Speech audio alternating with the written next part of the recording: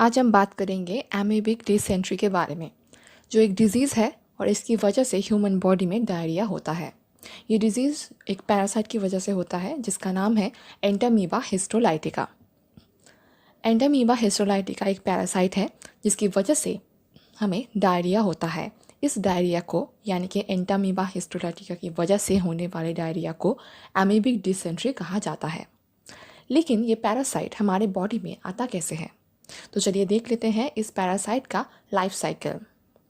जब हम कुछ खाना खाते हैं या पानी या कोई ड्रिंक पीते हैं, उसमें अगर एंटामीबा हिस्टोलाइटिका का सिस्ट मौजूद रहता है, यानी कि ये फूड या फिर ड्रिंक कॉन्टामिनेटेड होता है, तब वो खाने से या पीने से हमारी बॉडी में इस पैरासाइट का एंट्री हो सकता है। तो ये है एंटामीबा हिस्टोलाइटिका का सिस्ट जो फूड में कॉन्टामिनेटेड है और ये फूड के ज़रिए हमारे बॉडी के अंदर एंट्री ले लेता है। ये है हमारी बॉडी। हमारी बॉडी में एंट्री लेने के बाद ये हमारे गैस्ट्रो इंटेस्टिनल ट्रैक में ट्रैवल करता है। ये है हमारा गैस्ट्रो इंटेस्टिनल ट्रैक जो शुरू होता है हमारे माउथ से और फूड पाइप से ये जाता है स्टमक में और स्टमक से होकर ये जाता है स्मॉल इंटेस्टाइन, उसके बाद लार्ज इंटेस्टाइन और ये रेक्टम से होकर हमारी बॉडी के बाहर की ओर जाता है। ये सिस्ट जब हमारे बॉडी के अंदर एंटर करता है तब ये मुंह से होकर स्टमक से गुजरकर स्मॉल इंटेस्टाइन से होकर लार्ज इंटेस्टाइन में पहुंचता है। जब ये सिस्ट के फॉर्म में रहता है, जो कि एक नॉन मोबाइल फॉर्म है, वो हमारे बॉडी में एंटर करता है। उसके बाद जब ये हमारे स्टमक को क्रॉस करता है तब एक सिस्ट से 8 ट्रोफोजॉइट्स बनाता है। ट्रोफोजॉइट एक मोबाइल फॉर्म है एंटामीबा हिस्टोलाइटिका का। मोबाइल फॉर्म मतलब ये मूव कर सकता है। ट्रोफोजॉइट देखने में कुछ ऐसा होता है। ये एक माइक्रोस्कोपिक व्यू है। ट्रोफोजॉइट एक मोबाइल फॉर्म है। ये कुछ ऐसा देखने में होता है। जब हम माइक्रोस्कोप से देख रहे होते हैं तब ट्रोफोजॉइट का स्ट्रक्चर कुछ ऐसा होता है। यहाँ पर मौजूद है स्यूडोपोडियम, ये है एंडोप्लाज्म, कैरियोसोम और न्यूक्लियर मेम्ब्रेन। और इसके अंदर इंजेस्टेड आरबीसीज भी पाए जाते हैं, यानी कि हमारे बॉडी के अंदर से जो आरबीसी इंजेस्ट करता है वो इसके अंदर देखा जाता है। अब सिस्ट से ट्रोफोजॉइट बनने के बाद ये जब हमारे कोलोन में या फिर हमारे इंटेस्टाइन स्मॉल और लार्ज इंटेस्टाइन में पहुंचता है, तब ये धीरे धीरे एक ट्रोफोजॉइट से बहुत सारे ट्रोफोजॉइट्स बनाता है बाइनरी फिशन के ज़रिए, और ये मल्टीप्लाई होने लगता है। और मल्टीप्लिकेशन के बाद ये धीरे धीरे फिर से सिस्ट बनाने लगता है और ये सिस्ट के ज़रिए हमारे बॉडी से बाहर जाता है।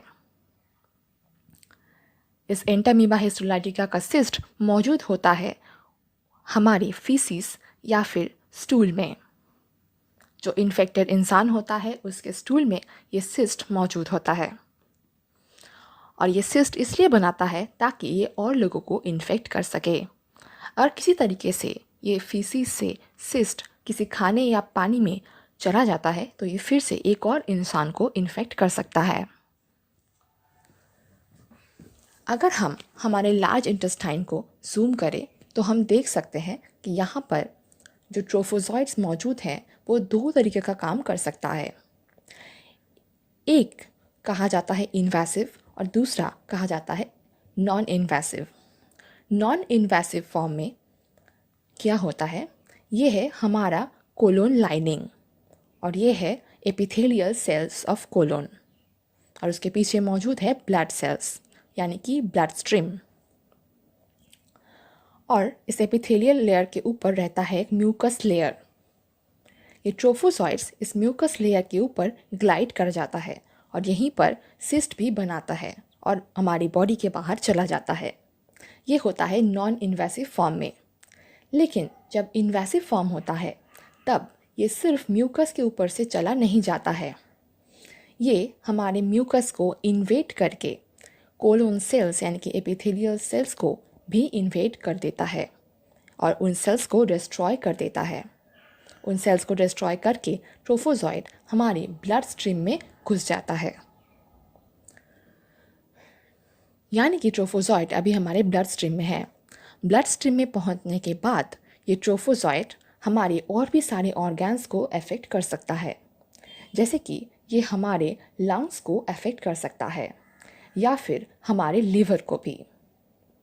ब्लड स्ट्रीम में पहुंचने के बाद ये लंग्स को या फिर लीवर को अफेक्ट करता है और तो और ये हमारे ब्रेन को भी अफेक्ट कर सकता है जब ये हमारे ब्लड स्ट्रीम में होता है।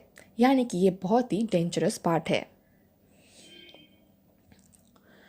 जब ये इन्वेसिव होता है तब हमारे स्टूल के साथ ब्लड भी पाया जाता है, क्योंकि ये हमारे कोलोन लाइनिंग को डिस्ट्रॉय कर चुका है। इसलिए वहाँ से कुछ ब्लड्स निकल के आते हैं जो हमारे फीसिस में भी दिखाई देते हैं। एमीबिक डिसेंट्री के बहुत सारे सिम्टम्स हो सकते हैं, जैसे कि पेन इन द एब्डोमेन और म्यूकस इन द फीसिस। तो pathogenicity, symptoms, treatment, diagnosis and prevention के लिए मैंने एक